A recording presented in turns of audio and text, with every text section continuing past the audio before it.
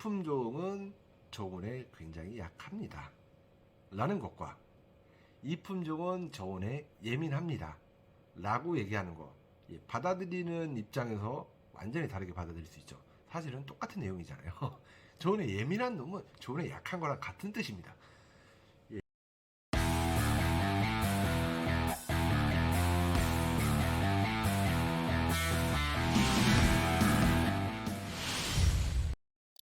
안녕하세요. 홍농상사 이병민입니다. 오늘의 주제는 지역별 추천하는 고추 품종입니다. 오늘 영상은 기대하시는 것과는 전혀 다른 이야기를 할 겁니다. 제가 최근에 가장 많이 듣는 질문이 있습니다. 이게 뭐냐? 본인이 땡땡 지역에서 재배를 하는데 ABS19, Q1, 청탄 1%, 칼라탄 골드 이런 품종들이 재배가 가능한가요? 라는 질문이 제일 많습니다. 저한테 전화를 주셨던 분들은 전부 똑같은 대답을 들으셨을 겁니다. 제가 뭐라고 하냐면은, 아니 대한민국이 크면 얼마나 크다고, 또 위도차가 얼마나 크게 난다고, 어느 지역에서는 되고 어떤 지역에서는 안 되는 품종이 있겠습니까?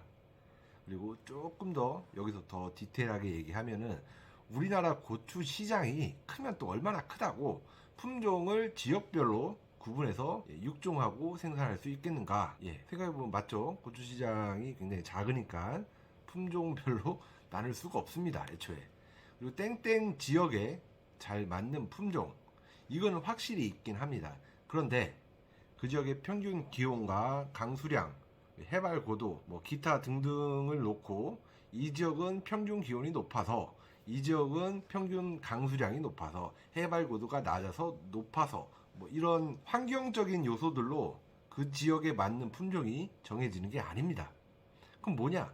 그 지역 재배 농가 분들의 그 재배 스타일에 따라서 추천 품종이 달라집니다. 예를 들어 노지 재배가 많은 지역과 터널 재배가 많은 지역, 이렇게 보통은 나뉩니다. 노지 재배는 내륙 단지권 쪽에 많이 있고요. 제천, 괴산, 안동, 봉화, 영양, 이런 지역이죠. 이런 곳들이 내륙 단지권이고, 노지 재배 그리고 관행 재배 비중이 굉장히 높은 편입니다. 반면에 그 서해안 해안가 라인에 위치한 지역들, 태안, 보령, 서천, 부안, 신안, 해남, 그리고 고흥 남해안이지만, 이쪽 지역들은 주로 터널 재배를 많이 합니다. 그리고 유독 빠른 품종들을 선호하는 편이에요. 왜냐하면은 이쪽 지역은 고추 농사를 빨리 마무리 짓고 싶어하는 경향이 있거든요. 자, 그러면은 내륙 지방에서는 터널 재배를 안 하는가? 반대로 서해안 라인에 있는 지역에서는 무조건 빠른 품종만 선호하는가? 당연히 아닙니다. 예를 들어서 충청도 사람은 말이 느리다, 대체적으로 맞는 말이죠. 그런데 충청도에 있는 모든 사람의 말이 다 느리다, 이건 참이 아니잖아요. 결국 어떤 품종이 어떤 지역에 잘 맞는다, 이건 사실 굉장히 정확도가 떨어지는 얘기입니다. 자, 그러면은 비가림, 터널, 노지, 그 작형에 맞는 품종들은 따로 있는가? 있죠.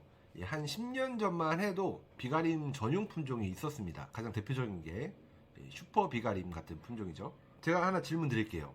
요즘에 나오는 신품종들 중에서 비가림 전용 품종이 있습니까? 생각해보시면 없을 겁니다. 왜 그러냐? 예전보다는 고추 종자의 시장이 많이 줄었고, 최근 이 고추 종자 시장 자체가 한 품종을 만들어서 최소 3년, 5년 정도 팔 수 있는 그런 시장이 아닙니다. 그러니까 어떤 특정 작형만을 위한 품종이라고 하면은 그 한 품종을 만들어서 몇 년간 이제 판매를 해야만 시장성이 나오는데, 지금 현재 고추 종자 시장은 굉장히 빠르게 급변을 합니다. 그러니까 이런 품종들을 낼 수가 없는 거예요. 그래서 비가림, 터널, 노지가 다 전부 가능한 범용 품종들이 주를 이루고 있습니다. 지극히 제 개인적인 판단이지만, 지금 대한민국에서 출시되는 복합내병계 품종들은 크게 두 가지로 구분이 됩니다. 착과량이 많은 품종, 그리고 착과량이 적은 품종. 이게 좀 극단적으로 들리실 수도 있는데 제 기준과 제 판단입니다. 착과량이 이걸 나누는 가장 정확한 기준이라고 저는 생각을 해요. 이게 무슨 소리냐? 비가림과 터널 재배를 함에 있어서 갖춰야 될 특성이 뭔가? 두 가지죠. 하나는 짧은 절간, 그리고 다른 하나는 고온 착과력. 요거 두 가지 말고는 거의 없습니다. 그럼 어떤 품종들이 절간이 짧을까요? 빠르면서도 착과량이 많은 품종들이 절간이 짧습니다. 이게 간단한 이치거든요. 고추가 달리는 곳이 어디냐면은 방아다리, 즉 요 가지가 갈라지는 곳에 꽃이 피잖아요. 그러니까 착과량이 많은 품종은 절간이 짧다는 소리랑 같습니다. 자, 그러면은 한번 생각해 보시죠. 착과량이 적은 품종과 착과량이 많은 품종, 어떤 거 선택하시겠습니까? 이치적으로 봤을 때 착과량이 많은 품종들을 선택하실 겁니다. 그런데 착과량이 적은 품종들은 절간은 좀 긴 편이지만 이런 품종일수록 고추가 크고 굵습니다. 그리고 나무의 수세도 좋을 수밖에 없습니다. 자, 장점이죠. 그러니까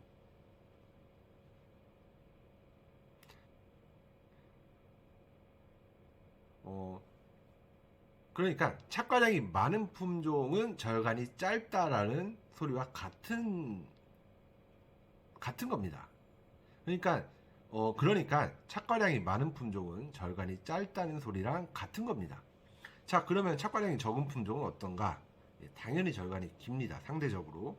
그런데 이런 품종일수록 고추가 크고 굵습니다. 나무의 수세도 좋을 수밖에 없고요. 그리고 대체적으로 습기가 좀 늦습니다. 자, 그러면은 어떤 품종이 터널과 비가림에서 유리할까요? 당연히 착과량 많은 품종이 유리할 수밖에 없죠. 종자를 선택하실 때 예를 들어서 한 100가지가 있다라고 했을 때 착과량이 많은 품종이 50가지, 착과량이 적은 품종이 50가지가 있다라고 했을 때 일단 착과량이 많은 걸 고르시면 됩니다. 특히 초기 착과력을 잘 보셔야 돼요. 초기에 착과량이 많은 게 진짜 찐 착과량이 많은 품종입니다. 왜냐하면 후기에는 분지가 많아지기 때문에 세력이 좋으면 착과량이 아쉬운 품종이라고 할지라도 많이 달리거든요. 자, 그 다음에 선택하셔야 되는 특성이 뭐냐? 고온 착과력입니다. 구독자분들께서 종자를 사러 가셔서 여쭤보실 겁니다. 고온에서 착과가 잘 되는가? 자, 이렇게 여쭤봤을 때 고온에 착과가 잘 안 돼요 라고 말할 수가 없죠. 이렇게 얘기할 만한 종자파리들은 대한민국에 없습니다. 왜냐면 안 팔리니까 그렇게 얘기하면. 자, 그러면 제가 팁을 하나 드릴게요. 대체로 고온에 강한 놈들은 저온에 좀 예민합니다. 세상에 공짜가 없잖아요. 어떤 장점이 있다면은 그 반대급부는 반드시 있습니다. 고온에 특히 강한 놈들은 대체로 저온에 예민하다고 말씀드렸잖아요. 그리고 사실 저온에 예민한 것은 육묘 과정에서 좀 주의를 해야 되고 충분히 육묘 과정에서 온도를 잡을 수 있기 때문에 사실 문제가 되지는 않습니다. 그래서 이런 문제가 되지 않는 품종의 특성은 쉽게 얘기할 수 있는 편입니다. 그리고 이 워딩도 되게 중요해요. 되게 교묘하게 얘기합니다. 교묘하게 얘기하는 게 바로 이제 접니다. 예를 들어서 이 품종은 저온에 굉장히 약합니다. 라는 것과 이 품종은 저온에 예민합니다. 라고 얘기하는 거. 받아들이는 입장에서 완전히 다르게 받아들일 수 있죠. 사실은 똑같은 내용이잖아요. 저온에 예민한 놈은 저온에 약한 거랑 같은 뜻입니다. 예, 어쨌든 자, 육묘 중에 저온에 특히 주의하셔야 됩니다. 라고 얘기한다면은 100% 그렇지는 않겠지만 고온에 굉장히 강할 확률이 높습니다. 그리고 또 일반화의 오류긴 한데 제가 겪어본 바로는 극고온에 강한 놈 치고 저온에 예민하지 않은 놈을 제가 못 봤습니다. 어쨌든 그냥 이렇게 여쭤보시면 됩니다. 이거 육묘할 때 주의할 게 있느냐? 이때 별거 없어요. 굉장히 수월하게 잘 됩니다. 라고 하면은 저온에 예민하지도 않고 극고온에 아주 강한 품종이라고 보기는 어렵죠. 다만 저온에 예민한 품종을 추천하는 경우라면은 무조건 저온에 예민하니까 육묘할 때는 아주 고온까지는 아니더라도 너무 저온으로 육묘하지 않는 게 좋습니다. 라고 얘기할 수 있습니다. 그리고 이게 크게 문제가 안 되기 때문에 얘기할 수 있는 거예요. 조금 이야기가 3000% 빠지긴 했는데요.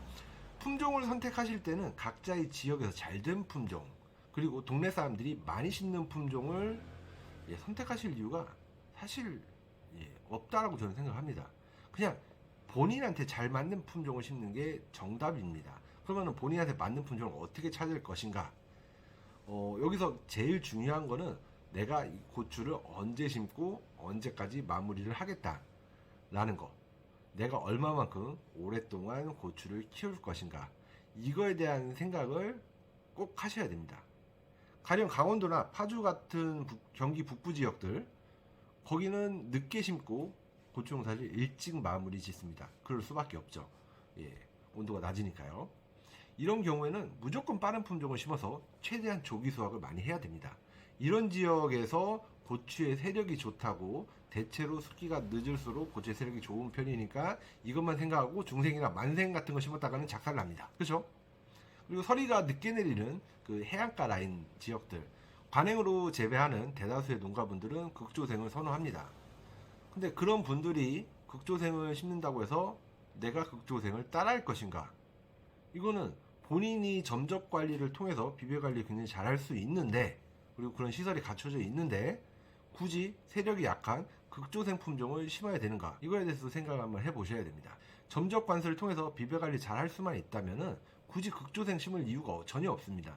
조생이나 혹은 중조생을 심는 게 훨씬 나은 선택입니다.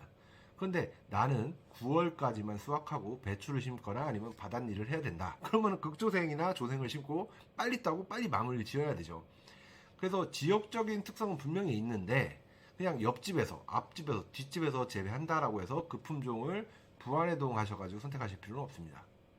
내가 어떻게 재배할 것인가를 계획을 세우고 전략을 세우고 방향을 잡으신 뒤에 품종을 결정하시는 게 언제나 이길 수 있는 고추 농사의 한 방법이라고 생각합니다. 그리고 이렇게 어떤 전략을 세우거나 방향을 잡는 게 어려우시다면 그냥 순한 맛은 넘버9, 중간 맛은 ABS19, 중간 이상 맵기는 S03, 매운맛은 Q1을 하시면 됩니다. 왜냐하면 재배 프로그램을 제가 만들어 드리잖아요. 그 재배 프로그램만 따라 하시면은 어느 정도 준수한 작황이 나옵니다.